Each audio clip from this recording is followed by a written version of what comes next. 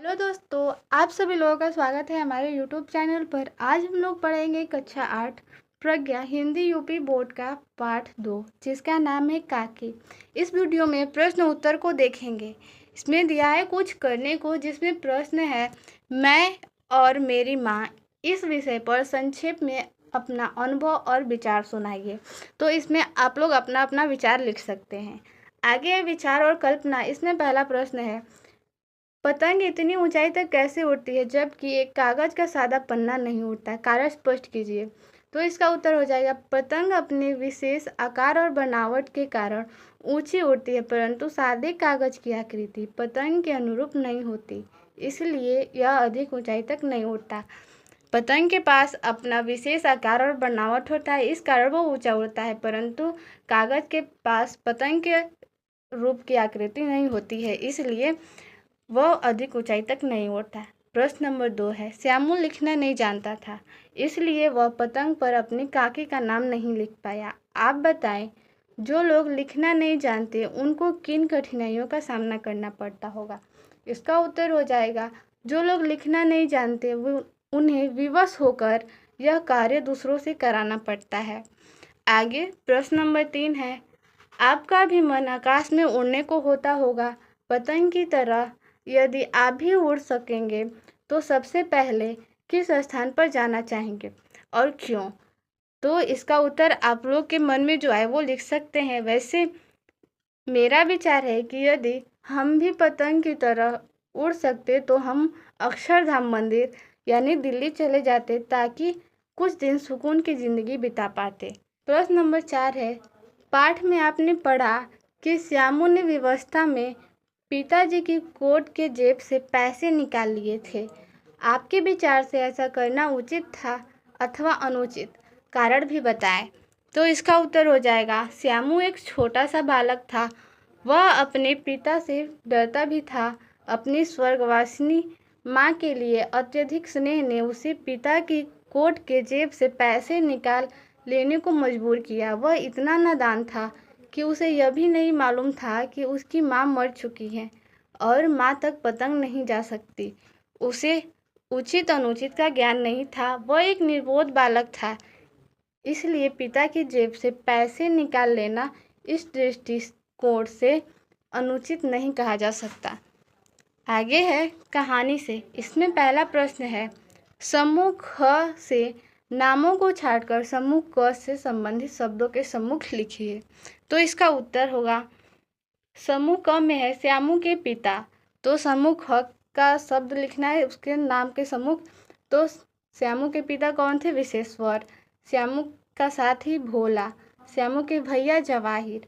श्यामू के साथी की बहन जीजी। श्यामू की माँ काकी और श्यामू के साथी की माँ सुखिया। आगे है प्रश्न नंबर 2 श्यामू ने भोला के सामने कौन सा रहस्य खोला? श्यामू ने भोला के सामने पतंग को ऊपर राम के पास भेजने का रहस्य खोला। उस पर बैठकर काकी नीचे उतरेगी, यह बात भी भोला को बताई। आगे 3 नंबर प्रश्न है श्यामू ने जवाहिर भैया से कागज पर काकी क्यों लिखवाया? इसका उत्तर हो जाएगा श्यामू ने जवाहिर भैया से कागज पर काकी शब्द इसलिए लिखवाया ताकि पतंग सीधे काकी को ही मिले।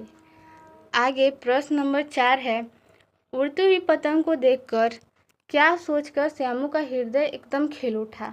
इसका उत्तर हो जाएगा श्यामू का हृदय उड़ती पतंग को देखकर एकदम खिल उठा, क्योंकि इससे उसके दिमाग में एक युक्ति आई कि वह भी पतंग बनाकर आसमान में उड़ाएगा और पतंग की डोरी पकड़कर ऊपर बैठी काकी नीचे उतर आएंगी। आगे प्रश्न नंबर 5 है भोला एक ही डांट से मुखबिर हो गया। इस वाक्य से क्या तात्पर्य है? मुखबिर का मतलब होता है भेद खोल देना। तो इसका उत्तर हो जाएगा भोला ने विश्वेश्वर यानी श्यामू के पिता की एक ही डांट में एकदम से श्यामू द्वारा पतंग और रस्सियाँ मांगने की बात का रहस्य खोल दिया। प्रश्न नंबर 6 है रस्सी से पतंग तानकर काकी को राम के यहाँ से नीचे उतारेंगे। भोला से यह बात सुनकर विश्वेश्वर हतबुद्धि क्यों हो गया? इसका उत्तर हो जाएगा विश्वेश्वर को श्यामू की काकी को बुलाने की योजना का पता चल गया, जिससे श्यामू की मासूमियत और उसका काकी के प्रति गहरा प्रेम प्रकट होता है। इस कारण विश्वेश्वर हतबुद्धि हो गए। आगे देखते हैं प्रश्न नंबर 7। कहानी के आधार पर 2 सवाल बनाइए। तो आप जो भी काकी चैप्टर में जो भी कहानी पढ़े हैं उसमें से प्रश्न बनाना है। तो इसका उत्तर हमने प्रश्न बनाया है 2। इसका उत्तर हो जाएगा, यदि विश्वेश्वर ने श्यामू को पतंग मंगा दी होती तो कहानी का अंत क्या होता। और दूसरा प्रश्न हो जाएगा, विश्वेश्वर को जब श्यामू की सच्चाई भोला द्वारा पता चली और उन्होंने पतंग पर काकी लिखा देखा, तब उसके बाद विश्वेश्वर ने श्यामू के साथ कैसा व्यवहार किया होता। आगे है भाषा की बात। इसमें पहला प्रश्न है, श्यामू पतंग के लिए बहुत उत्कंठित था। वाक्य में श्यामू और पतंग संज्ञा है, श्यामू व्यक्तिवाचक और पतंग जातिवाचक संज्ञा है। नीचे लिखे गए वाक्य में आए संज्ञा पदों को पहचान कर लिखिए तथा उनके भेद बताइए।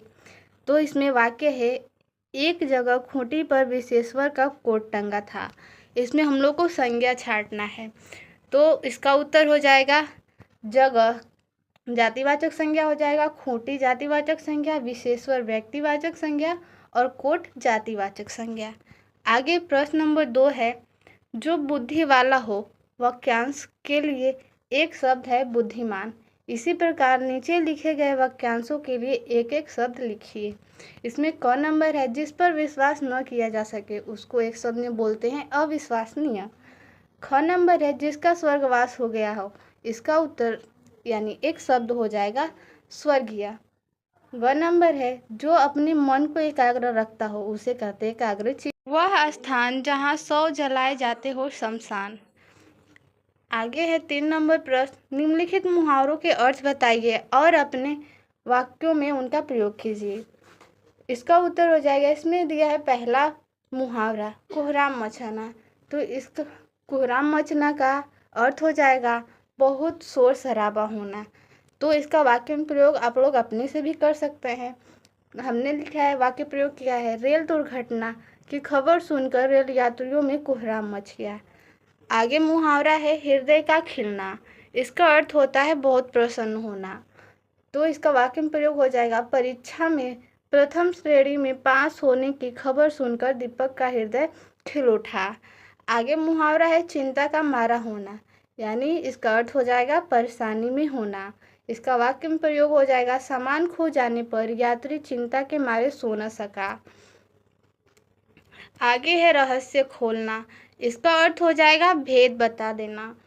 वाक्य में प्रयोग हो जाएगा, चोरी का रहस्य खुल जाने पर पुलिस ने चोर को पकड़ लिया। आगे है मुहावरा हतबुद्धि होना। इसका अर्थ हो जाता है अचंभे में होना।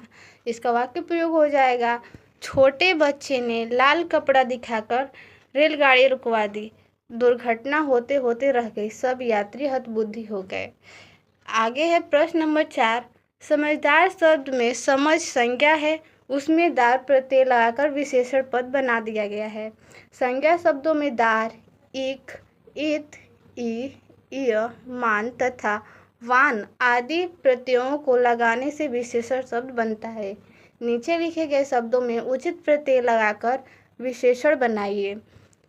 इसमें है पहला शब्द बुद्धि, इसमें प्रत्यय जोड़कर शब्द बनाना है, तो हम लोग इसमें जोड़ देंगे मान, पूरा शब्द हो जाएगा बुद्धिमान। करोड़, करोड़ में आ जोड़ देंगे तो करोड़ा। उत्कंठा, उत्कंठा में इत जोड़ देंगे तो उत्कंठित। चौकी, चौकी में दार जोड़ देंगे तो चौकीदार। बल में वान जोड़ देंगे तो बलवान। वैसे ही है उपद्रव, उपद्रव में ई जोड़ देंगे तो उपद्रवी। प्रांत में ईय जोड़ देंगे तो हो जाएगा प्रांतीय। इस पाठ में इतना ही प्रश्न उत्तर था। मिलते हैं अगले वीडियो में।